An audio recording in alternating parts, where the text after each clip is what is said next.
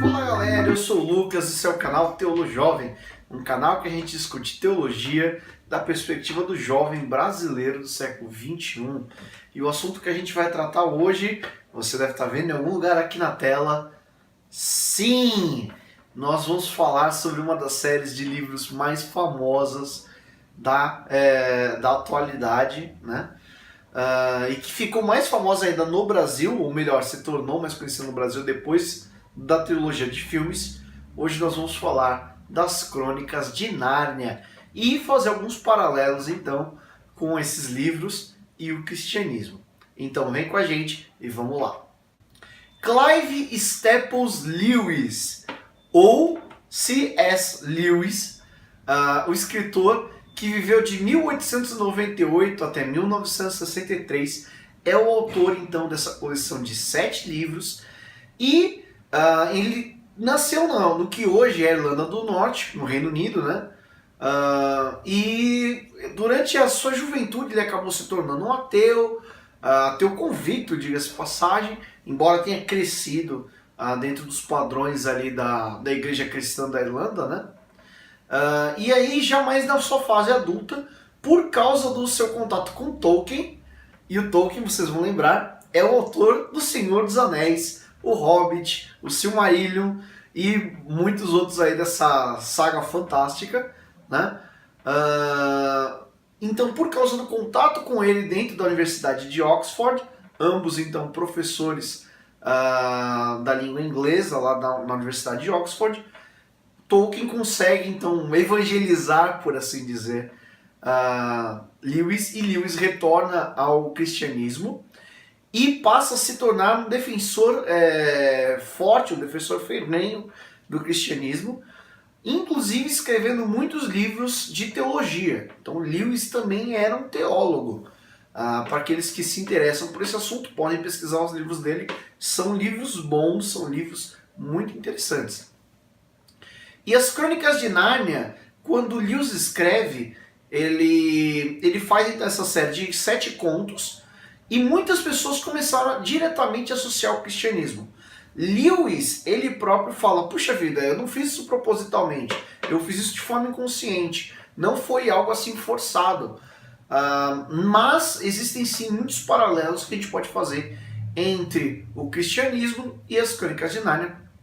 E a gente vai começar a entrar um pouquinho mais nesse assunto agora. Detalhe!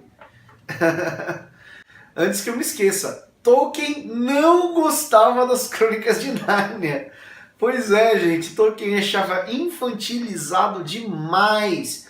Embora achasse que Lewis era um excelente escritor, achava as Crônicas de Nárnia uma coisa muito infantil, então ele não gostava nem um pouco. Tá? Então agora sim a gente vai entrar na sequência dos livros, na ordem cronológica, então na ordem que os acontecimentos acontecem na história e não do que foi lançado, ok? Vamos lá. O Sobrinho do Mago é o primeiro livro na ordem cronológica das Crônicas de Nárnia.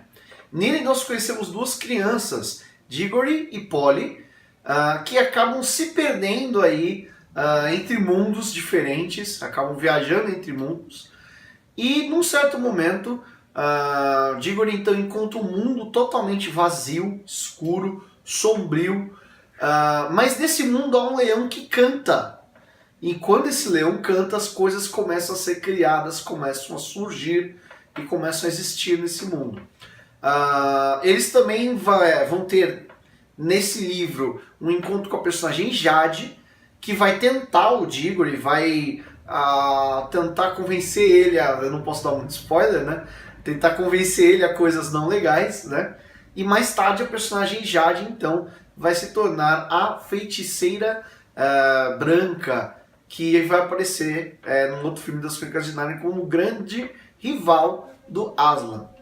Quais que são os paralelos aí com o cristianismo nesse livro? A gente tem a primeira questão da criação. Aslan representa Deus, um Deus criador, e a feiticeira branca representa então o tentador, e também é um momento ali que simboliza a tentação de Adão e Eva com a Jade tentando Diggory e Polly, tá? Então tem essa questão nesse livro. E Você deve estar vendo a capa, né, em algum lugar. É um livro bem interessante. Não é o meu favorito das Crônicas de Nárnia, mas é bem legal. Eu recomendo. Depois a gente vai para O Leão, a Feiticeira e o Guarda-Roupa. Esse sim, meu favorito entre as histórias das Crônicas de Nárnia. Eu achei ele muito legal, principalmente pelos 4 personagens que são os protagonistas: Pedro, Edmundo, Susana e Lúcia. Que em inglês seria então Peter, Edmund, Susan e Lucy. E qual que vai ser o enredo aí dessa história? As crianças estão na casa de um parente, no mínimo, excêntrico.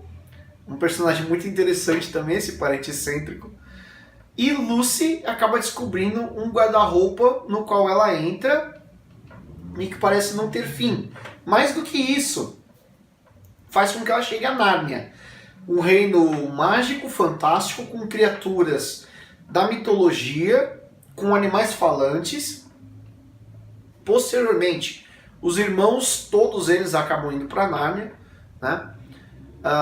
E no desenrolar dessa história há uma grande batalha entre aqueles que apoiam então a causa e que lutam pela Feiticeira Branca, que é a grande vilã da história, que inclusive tenta e até certo ponto consegue corromper o Edmundo, né? E aqueles que defendem a causa de Aslan, embora Aslan não se faça presente 100% do tempo. Tem até uma questão muito interessante nesse livro, que é um paralelo muito forte com o cristianismo, que é a questão de Aslan se sacrificar em determinado ponto do livro por todas as pessoas de Nárnia, né? Ele se sacrifica por elas, mas ele ressuscita e ele, depois que ressuscita, volta em toda a sua glória, enfrenta a Feiticeira Branca e sai vitorioso. Não dá para não fazer um paralelo com a questão da morte e ressurreição de Cristo, que sai vitorioso no fim dessa parte tão dramática da sua história. Esse livro ele vai mostrar como um valor cristão muito forte a questão de que sempre que nós precisamos, Deus está presente, se faz presente nas nossas vidas. Então tem esse pano de fundo, tem essa mensagem muito forte, e esse é o livro que eu mais gosto, acho que vocês devem estar vendo a capa, das Crônicas de Nárnia. Eu acho ele muito legal mesmo.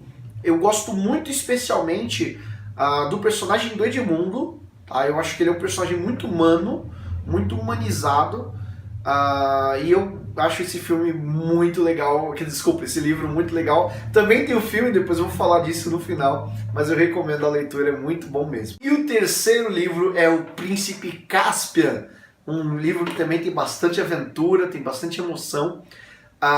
Ele trata um contexto onde os 4 irmãos retornam para Nárnia mais uma vez, e eles encontram um cenário onde uma boa parte das pessoas de Nárnia deixou de acreditar em Aslan, perdeu a fé em Aslan, e agora o mundo está dividido entre pessoas que acreditam e não acreditam em Aslan.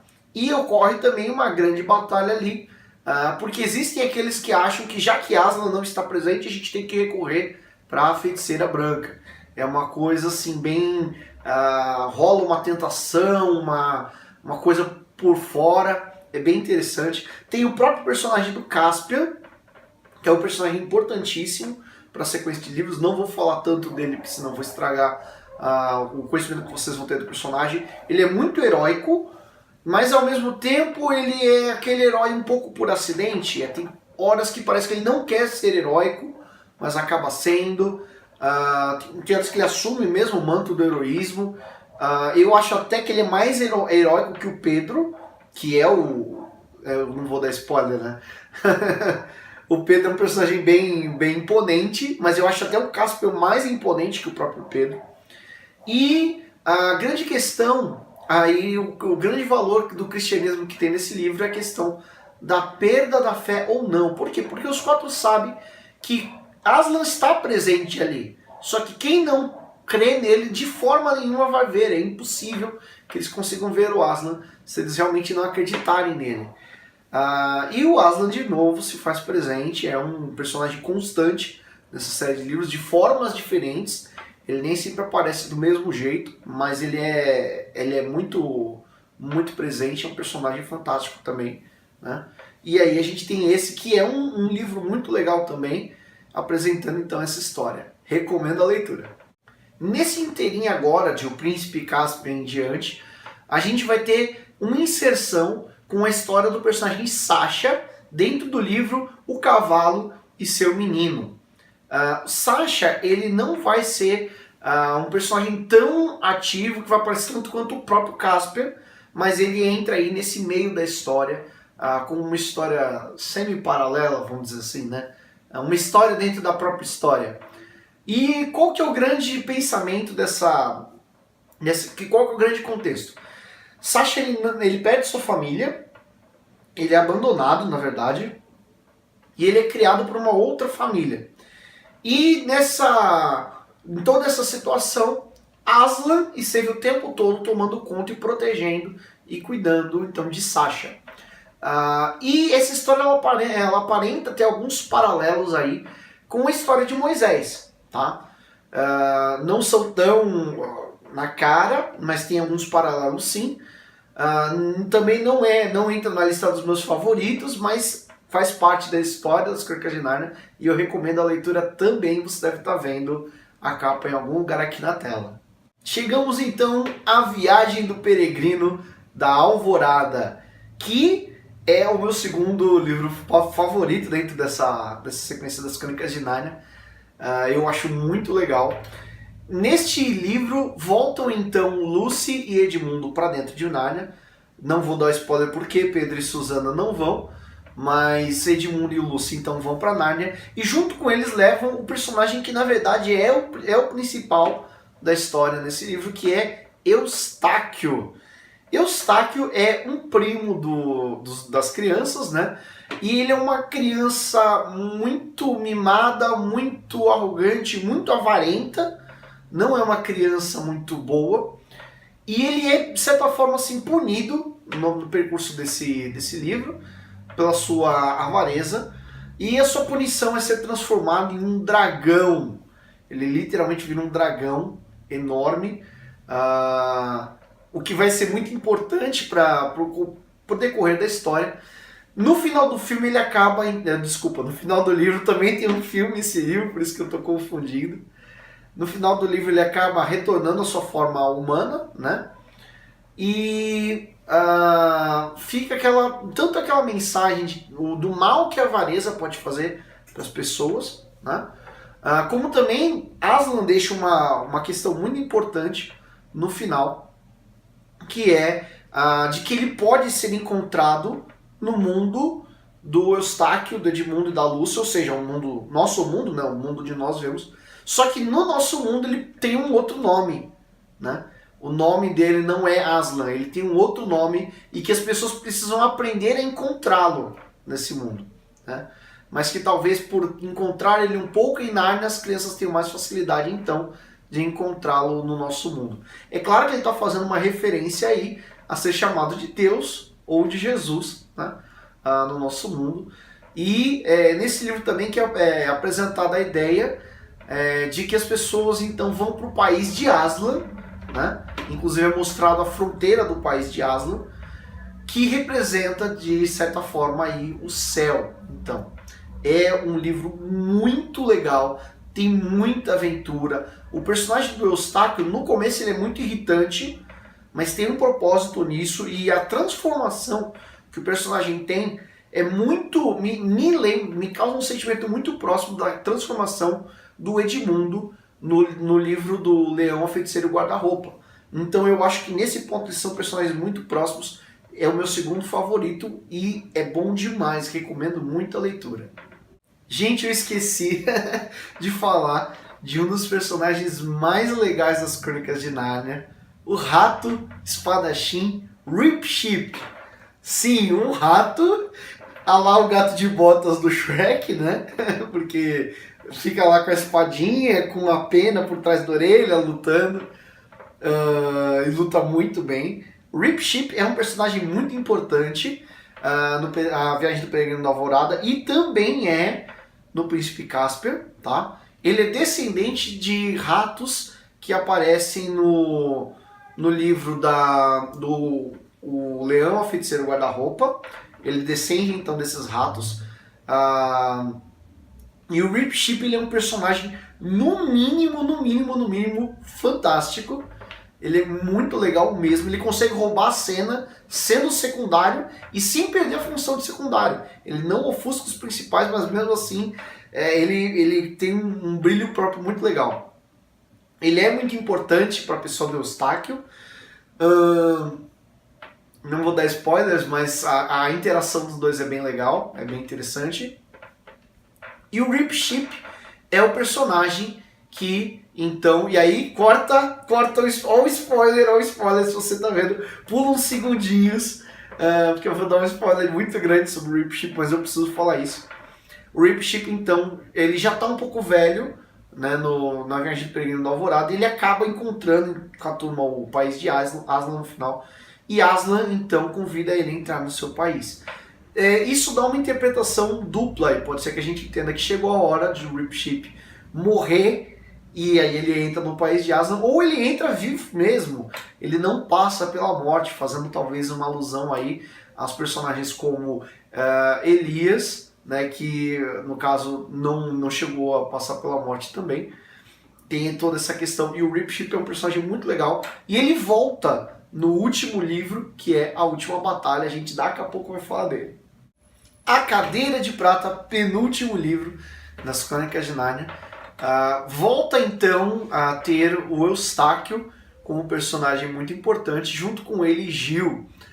Essa dupla, então, em Nárnia, vai receber uma série de missões do próprio Aslan.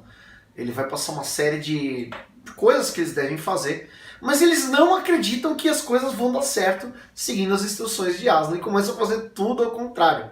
Resultado, tudo vai dando errado para a dupla, que à medida que as coisas vão andando, vão tentando consertar os seus erros, fazer aquilo que Aslan mandou, e no fim, por obedecer às ordens de Aslan, eles conseguem então ter um resultado positivo. Esse livro apresenta o conceito da obediência a Deus, independente daquilo que a gente acha que vai ser certo ou não, daquilo que a gente acha que vai ser legal ou não. Porque Deus tem um conhecimento muito mais amplo que o nosso e, por consequência, sabe melhor aquilo que deve ser feito. Então, a gente deve sempre seguir as instruções dele. É um livro bem legal, vocês devem estar vendo a capa. E agora sim, vamos para o último. A Última Batalha. O livro que encerra, então, as Crônicas de Nárnia faz uma referência muito forte a questão do Apocalipse, porque literalmente tudo termina ali, tá? É um livro muito tocante, muito emocionante. Você tem então o retorno de alguns personagens nos livros anteriores, você tem alguns encontros e desencontros, e o grande enredo é que dois animais vestindo uma pele de leão começam a enganar as pessoas de Nárnia, fazendo um monte de exigências para as pessoas de Nárnia, coisas que não são nada legais. E você tem aí alguns momentos de muito impasse nas situações que estão acontecendo. A cena clímax é realmente o final, onde reunidos em um estábulo, as vários personagens vão se encontrar. Aqueles que creem em Aslan então vão ser resgatados por ele e levados para o país de Aslan. E aqueles que não creem, bom... eu não vou dar tanto spoiler aqui. É um livro muito legal, meu terceiro favorito na série toda. É o mais profundo, é o mais denso deles. Eu acho que é o que tem a história... Como é o fechamento de tudo, ele acaba sendo muito bom para desenvolver esse fim de história. E traz aí alguns dos momentos mais tocantes de toda a série, tá? É um livro muito legal. Muito mesmo. E tem algumas cenas aqui que eu gostaria até de ler para vocês. Espera só um minutinho. Então, gente, eu vou ler aqui um trecho, tá? Tô abrindo aqui no meu celular, do A Última Batalha. E é um trecho bem curtinho, fiquem tranquilos, não vou dar muitos spoilers. Não vai te atrapalhar em nada na leitura. Mas é um trechinho que as crianças estão conversando com Aslan. Aslan está transfigurado A gente tem que lembrar que ele tem essa habilidade de mudar de forma, na verdade tem muitas habilidades, faz o que ele bem entender, né? Na forma de um cordeiro. Olha só que referência também a Cristo, né? Aslan, então, como o leão e o cordeiro na mesma pessoa. Então vamos lá, o trecho diz assim: Por favor, cordeiro, disse Lúcia, é este o caminho para o país de Aslan? Para você não, respondeu o cordeiro. Para vocês o caminho de Aslan está no seu próprio mundo. No nosso mundo também há uma estrada para o país de Aslan? Perguntou Edmundo. Em todos os mundos há um caminho para o meu país, falou o cordeiro. E enquanto falava, sua brancura de neve transformou-se em ouro quente, modificando-se também sua forma. E ali estava o próprio Aslan, erguendo-se acima deles, irradiando luz de sua juba. Nosso mundo é Nárnia, soluçou Lúcia. Como poderemos viver sem vê-lo? Você há de encontrar-me, querida, disse Aslan. Está também em nosso mundo? Perguntou Edmundo. Estou, mas tem outro nome. Tem de aprender a conhecer-me por este nome.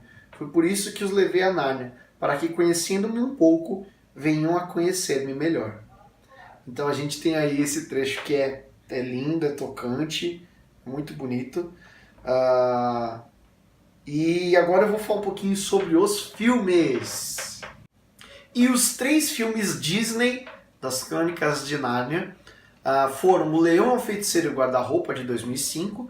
A gente tem então na sequência O Príncipe Caspian e, terminando a série, A Viagem do Peregrino da Alvorada. Eles escolheram esses 3, não sei exatamente o motivo. Eu até hoje espero um quarto e um quinto. Realmente eu espero a Cadeira de Prata e a Última Batalha. Eu acho que eles não fazerem é uma coisa muito triste. Mas a gente tem aí então essa série de filmes. Vocês vão ver aqui os cartazes, né, dos 3 filmes. Os filmes são, dentro do possível, fiéis ao livro. Lembrando que, por serem filmes, eles não têm o tempo necessário para mostrar tudo que o livro tem. O livro tem mais detalhes, o livro tem mais profundidade, mas os filmes têm uma produção gráfica, uma história, personagens muito bem construídos, interpretações muito boas. Destaque para a atriz que faz a Lucy, que começou muito novinha ali, fazendo o primeiro papel. Ela vai muito bem. Eu quero também dar um destaque para o rapaz que faz o Eustáquio, muito legal, e claro, para o Caspian, né? Mas todos os filmes se resumem a uma grande expectativa, então, de quem está assistindo para a chegada do Aslan. Porque quando o Aslan aparece, gente, é só o Aslan.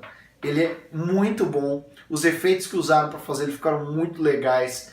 E ele tá, assim, ele é mais legal do que o Mufasa e o Simba fusionados e multiplicados por 1 milhão. É o leão mais legal da história do cinema disparado, é o Aslan. E é do Aslan que eu vou falar agora para fechar esse filme, esse vídeo de hoje. Aslan, o leão. Aslan, o cordeiro. Aslan, aquele que representa Cristo e também representa Deus, né, como um todo, nas Crônicas de Nárnia. Ele é super presente em todos os livros, embora ele não apareça sempre na sua forma de leão todo poderoso, né? E algumas vezes ele aparece até de certa forma delicado, como por exemplo, se a gente pegar o primeiro de todos, o Sobrinho do Mago, eu diria que o Aslan ali é um Aslan muito mais delicado que o dos outros. Já no Leão, a Feiticeira e o Guarda-Roupa, ele é um Aslan muito guerreiro, principalmente bem no final do livro. Mas ele é conselheiro, ele é rei, ele é todo poderoso, ele é um personagem simplesmente incrível. E eu acho que dentro da literatura foi a melhor forma de se construir um personagem que representa Deus. Ele está muito profundo, é muito legal. As Crônicas de Nárnia não substituem a Bíblia de forma nenhuma, mas pode ser que sua admiração por Jesus e por Deus até aumente ao ler e ver e enxergar de verdade esses paralelos do Aslan com Deus. É um personagem muito, muito, muito, muito interessante, e eu preciso destacar que foi muito bem retratado no cinema. Não tenho nada para criticar na forma como retrataram o Aslan, porque ficou muito bem feito. Eu, sinceramente, achava que iam colocar ele mais fraquinho, mais vulnerável, menos glorioso, mas não. Foram muito fiéis ao Aslan, a presença dele é muito forte também nos filmes, tanto quanto é nos livros, e ele é disparadamente o personagem mais importante, mesmo não sendo o principal em nenhuma das histórias. E é isso, a gente encerra as Crônicas de Nárnia por aqui. E se você gostou do nosso vídeo, considera deixar o seu like, considera se inscrever no nosso canal, clicar no sininho para receber notificações. A gente faz um vídeo por semana, tá? Você não vai gastar tanto tempo assistindo a gente assim. E se você não gostou, deixa o seu dislike, mas por favor, explica por que você deu dislike para a gente poder melhorar o nosso trabalho, tá bom? Deixa também nos comentários o que você achou do vídeo e pedindo assuntos que você gostaria que a gente tratasse nas próximas semanas. A gente sempre pega nos comentários um assunto colocado por um inscrito, ou mesmo por uma pessoa que não é inscrita, e trata esses assuntos. E eu espero que vocês tenham gostado. As Crônicas de Nárnia é uma série fantástica. Eu estou aqui com um volume único. Não é tão caro assim. Vale a pena comprar, vale a pena ler. É um excelente livro e eu recomendo muito para vocês. Um grande abraço e fiquem com Deus.